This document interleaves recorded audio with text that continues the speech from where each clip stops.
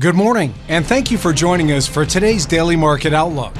Joining me today is Emily from our trading room to tell us more about the recent developments. Emily?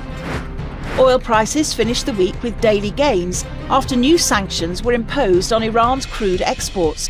But prices were down for the week as investors worried about US President Donald Trump's renewed trade war on China and threats of tariffs on other countries. The dollar rose in choppy trading to end last week after data showed that US job growth slowed in January, but that the unemployment rate edged down to 4%, giving the US Federal Reserve cover to hold off cutting interest rates until at least June. Gold prices rose on Friday and were on track for a sixth consecutive week of gains as escalating trade tensions between the US and China prompted investors to seek refuge in the safe haven asset.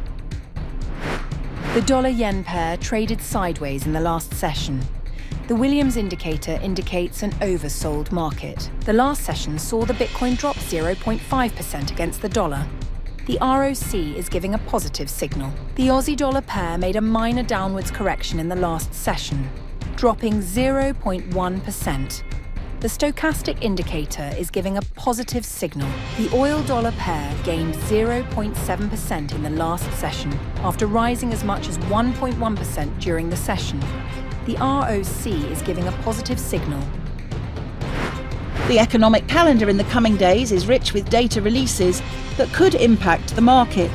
High-impact events will be especially significant, but even moderate and low-impact updates can add to the bigger picture of economic trends. These key data releases may set the stage for market movement.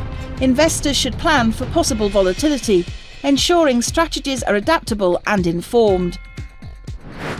We hope that you've enjoyed today's Market Outlook. On behalf of all of us here, we wish you a productive trading day. Be sure to log in tomorrow morning for the latest news and events from the financial markets.